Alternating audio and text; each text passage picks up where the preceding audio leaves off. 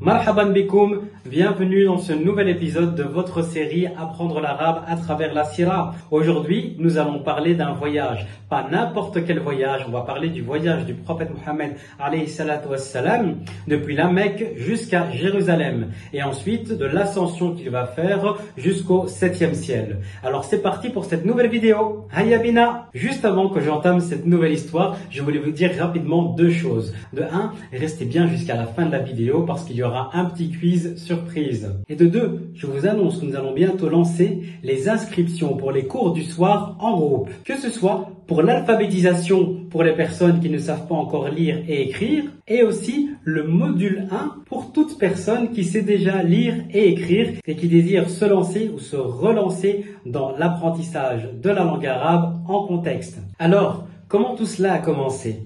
Une nuit, Jibril alayhi salam est parti voir le prophète Mohammed sallallahu alayhi wa sallam alors qu'il était en train de dormir. Dans certaines versions, on dit qu'il dormait chez lui et dans d'autres versions, on dit qu'il était dans le Hijr Ismaïl. Alors, petite parenthèse, qu'est-ce que le Hijr Ismaïl? Le Hijr Ismaïl, c'est le petit cercle que vous voyez à côté de la Kaaba. Ce demi-cercle-là fait partie de la Kaaba. Mais à l'époque où les Quraysh vont vouloir reconstruire la Kaaba, ils n'auront pas assez de moyens pour pouvoir la construire avec sa taille initiale.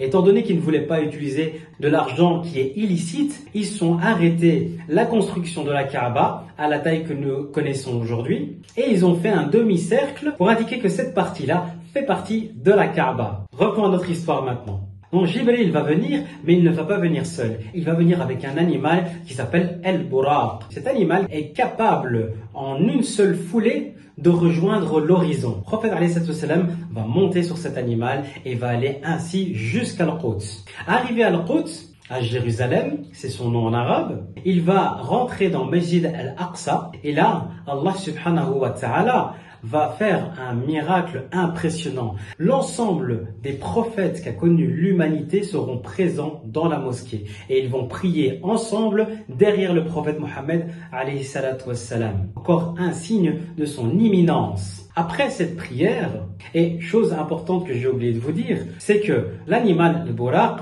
le prophète alayhi salatu wassalam va l'attacher à un mur qui s'appelle Hayt al-Buraq, le mur de Buraq, et aujourd'hui on le connaît sous le nom du mur des lamentations. Mais pendant des années, voire des siècles, il s'est appelé Hayt al-Buraq, le mur de Buraq. Avant d'aller plus loin, plongeons un petit peu dans le vocabulaire. Donc je vous ai parlé d'un voyage nocturne. En arabe, ce voyage nocturne on l'appelle El-Isra. Mais d'une manière générale, en fait, un voyage en arabe, on dit safar. D'ailleurs, si vous entendez et vous prêtez attention, le mot safari vient de l'arabe safar, qui veut dire un voyage. Je vous ai parlé d'un animal qui s'appelle El-Buraq. En arabe, le mot animal se dit hayawan. Et je vous ai dit que cet animal est capable en une foulée de rejoindre l'horizon.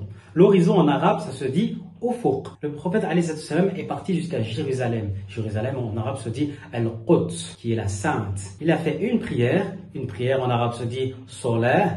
Et pour terminer, le dernier mot, la prière s'est réalisée dans la mosquée de l'Aqsa, on appelle évidemment Masjid al-Aqsa. Après cette prière, le prophète alayhi salam va prendre Al-Mir'aj pour pouvoir monter dans le ciel. Ils vont arriver avec Jibril au premier ciel, ils vont frapper à la porte du premier ciel et là un ange va répondre pour demander qui est-ce. Jibril va s'annoncer, il va dire qu'avec lui il y a Mohammed. Et l'ange va lui répondre, il m'a été ordonné de n'ouvrir qu'à lui et il va le laisser rentrer. Savoir qu'à chaque ciel, le prophète alayhi salatu wassalam va croiser un prophète et nous allons voir ensemble un par un les prophètes qu'il a croisés. Lorsqu'il va arriver au premier ciel, il va voir un homme. Et cet homme, lorsqu'il tourne sa tête à droite, sourit. Lorsqu'il tourne sa tête à gauche, pleure. Cet homme est le prophète Adam, notre père à tous, qui lorsqu'il voit du côté droit les gens qui vont aller au paradis, il sourit. Et lorsqu'il voit les gens qui vont aller en enfer, il pleure. Ensuite, le prophète alayhi salatu wassalam va monter jusqu'au ciel suivant. Encore une fois, on va leur ouvrir la porte et à ce ciel-là, il va croiser deux prophètes. Le prophète Isa, alayhi salam, et le prophète Yahya. Isa, c'est Jésus en français, et Yahya, c'est Jean-Baptiste. Les deux prophètes sont contemporains. Et le prophète alayhi salam va nous dire de Isa, lorsqu'il va le décrire, que s'il penche sa tête en avant, on a l'impression que de l'eau ou de l'huile vont tomber de ses cheveux. Évidemment, pour nous les musulmans, nous croyons en Isa comme étant le Messie, Messie, comme on va le dire en arabe. Ensuite, Jibril et le prophète alayhi salam croisé Youssouf alayhi salam. Youssouf, qui est le fils de Yaqub, un prophète, est un homme que le prophète alayhi salam, qui va vivre en Égypte suite au fait que leur frère l'avait abandonné dans un puits, puis vendu comme esclave. Et je vous renvoie à la sourate Youssouf pour lire toute l'histoire de ce prophète. Elle est merveilleuse. Donc, le prophète alayhi salam nous a décrit Youssouf en nous disant qu'il avait l'éclat de la lune. Allah subhanahu wa ta'ala a divisé la beauté en deux parties.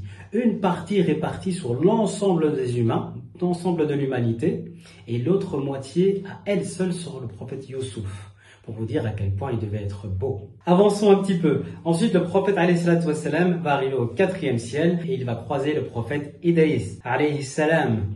Arrivé ensuite au 5e ciel, il va croiser le prophète Haroun, qui est un prophète qui est contemporain au prophète Moussa. Et en parlant de lui, au 6e ciel, le prophète alayhi salam va croiser le prophète Moussa. Un des plus grands envoyés a été décrit par le prophète alayhi salam comme un homme qui était grand de taille, brun de peau, avec des cheveux qui étaient frisés. Ensuite, le prophète alayhi salam va monter au 7e ciel. Arrivé au 7e ciel, il va croiser le prophète Ibrahim alayhi salam, qui était adossé contre Bayt al-Ma'mour. Qu'est-ce que Bayt al-Ma'mour? C'est la Kaaba du 7e ciel. Alors nous avons la Kaaba à la Mecque, mais il faut savoir que dans le ciel, il y a aussi des Kaaba pour chaque ciel. Et au 7e ciel, elle s'appelle Bayt al-Ma'mour. Bayt pour maison, Ma'mour, ça veut dire qui est pleine, qui est remplie, qui est peuplée. On stoppe là, un peu de vocabulaire. On a vu beaucoup de choses là pour l'instant. Donc on a vu que le prophète alayhi salam est monté au 1er ciel, et lorsqu'il est monté au 1er ciel, il a frappé à la porte. Porte en arabe se dit Baboun. Et là, il y a un ange qui a répondu. Un ange, on dit Malak. Et là, je vous ai dit qu'au 1er ciel, ils ont croisé le prophète Adam qui souriait et qui pleurait. Sourire en arabe, on dit Ibtasama, le verbe sourire. Le verbe pleurer se dit Baka. Et je vous ai dit qu'il regardait à sa droite et à sa gauche. La droite, on va dire El Yamin. Et la gauche, on va dire El Yassar. Ou Ashimal. Je vous ai parlé du prophète Isa qui avait des cheveux qui étaient mouillés, des cheveux en arabe on dit sha'ar, et de l'huile on dit zayt. Je vous ai ensuite parlé de la beauté du prophète Youssouf et la beauté en arabe on va dire Jamal. Arrivé au 7e ciel, le prophète alayhi salam et Jibril vont continuer jusqu'à arriver à un endroit qui s'appelle Sidratul Muntaha. En allant vers cet endroit, le prophète alayhi salam a vu Jibril dans sa forme angélique. C'est-à-dire qu'il est tellement grand qu'il couvre le ciel. Et si on regarde comme il l'a décrit lui-même, alayhi salam, si on regarde en haut, en bas, à droite, à gauche, on le voit de tous les côtés tellement il est grand. Et Jibril a 600 ailes. Et lorsqu'il l'avait décrit une fois, il a même dit que ses ailes tombent des perles aux couleurs de l'arc-en-ciel. Imaginez-vous que Jibril, dans cet état-là, était dans un endroit avec le prophète alayhi salam proche d'Allah subhanahu wa ta'ala. Le prophète va le décrire à ce moment-là comme quelqu'un qui était humble. Une fois arrivé à Sidrat al-Muntaha, Sidra c'est en fait un lotus et Muntaha en arabe c'est la limite, c'est une fin. Donc arrivé au lotus de la limite, le prophète alayhi salam va continuer, Jibril va devoir s'arrêter, il va dire d'ailleurs au prophète qu'il ne lui a pas été permis d'aller plus loin. Et là, le prophète sera au plus proche d'Allah subhanahu wa ta'ala, et c'est dans cet endroit-là, à ce moment-là, que Allah subhanahu wa ta'ala a ordonné aux musulmans de prier 50 prières par jour. Vous imaginez que c'est à ce moment-là, au 7e ciel, que le prophète alayhi salam va recevoir cet ordre que nous devons prier 50 prières par jour. Le prophète va accepter et va redescendre.